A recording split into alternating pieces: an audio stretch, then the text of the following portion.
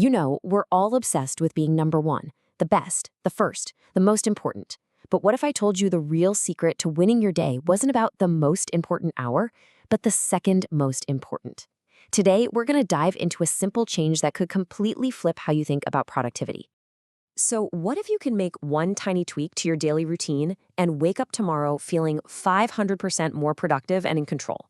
I know, that sounds totally crazy, but it's all based on a really simple psychological trick. Let's break down exactly how it works. So, what is this mystery hour? I'm willing to bet it's not the one you're thinking of, but figuring it out, well, that could literally change the entire rhythm of your day-to-day life. Okay, so to get to the bottom of this, we're going to go on a quick journey. First, we'll talk about the problem, that feeling of an overwhelmed mind. Then we'll meet the little troublemakers causing all the stress, the so-called demons. We'll look at the common advice that just doesn't work. And then, finally, we'll reveal the powerful system that brings it all together and leads us to that magic hour. All right, let's start with a feeling I'm sure we all know way too well. It's, say, 7 p.m., you are officially done with work for the day. But your brain did not get the memo. It's still running simulations, thinking about emails, and you just can't seem to find the off switch. Right? You shut the laptop, but you've got all these mental tabs still open. You're replaying that awkward conversation, stressing about a deadline, worrying about tomorrow's big meeting. That mental chatter follows you home, it ruins your dinner, it wrecks your sleep, and then you wake up exhausted to do it all over again. It's a really nasty cycle. So why on earth does our brain do this to us? It feels like a bug, a total design flaw. But it's actually a feature, a really old feature of our mental operating system that was designed for a completely different world. Okay, so here's a fundamental truth we always forget. Your brain's number one job isn't to make you happy. It's to keep you alive. That's it. It's hardwired to scan for anything that's unresolved, what we call open loops. So that unfinished project or that email you need to send, to your ancient brain, that feels like a potential threat. And the anxiety it creates is just its way of screaming, hey, don't forget this. It might be important for survival. And I love the name the source material gives these thoughts. The demons. Just picture them, these little gremlins constantly buzzing around in your head, whispering all your worries and to-do lists. They're not real dangers, of course, but man, do they feel like it. And they drain all your mental energy. All right, so how do we fight these things? Well, the most common advice you'll hear is to just get them out of your head. But as we're about to find out, that's really only half the battle. The idea is pretty simple, right? If a thought is rattling around in your skull, you've got to capture it. Trap it in some kind of box so it can't bug you anymore. The source material uses this great analogy. It's like catching a Pokémon in a Pokéball. You see the thought, you throw the ball, you capture it, and you put it away. Problem solved.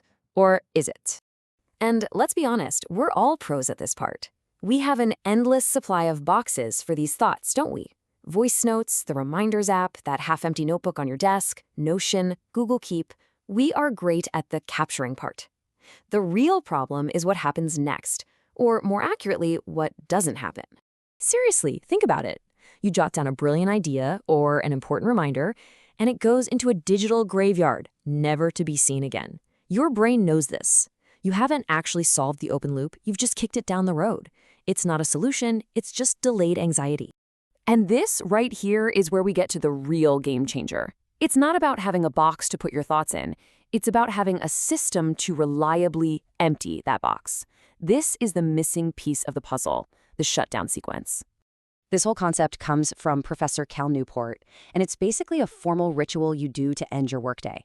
Think about parking your car. You put it in park, pull a handbrake, turn off the radio, whirl up the windows, turn off the engine, get out, and you lock it. You do this little sequence every single time automatically, and it gives you 100% confidence that the car is secure. The shutdown sequence does the exact same thing, but for your brain. The method itself is so beautifully simple. It's just 3 steps. First, you process.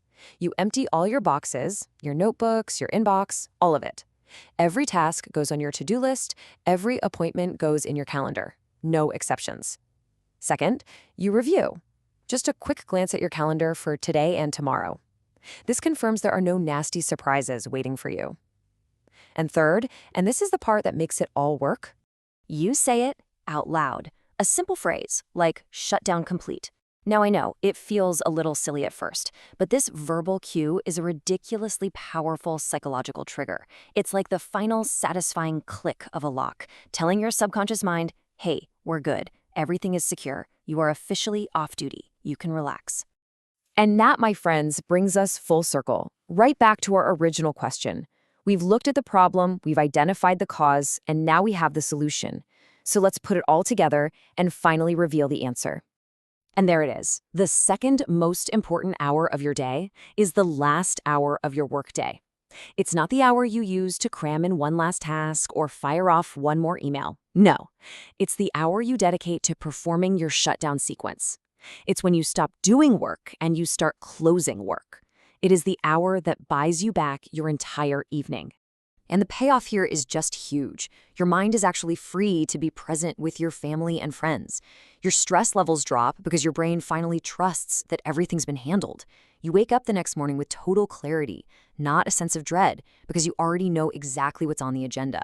It creates that firm, clear boundary between work you and home you that so many of us are desperate for. It really reminds me of what John C. Maxwell said. The secret of your success is determined by your daily agenda. A shutdown sequence is how you consciously take control of that agenda's final and most crucial chapter each and every day. It's the ultimate power move for your peace of mind. So we've cracked the code on the second most important hour, which of course leaves one big question hanging in the air. What's number one? Let me know what you think. Thanks for joining me.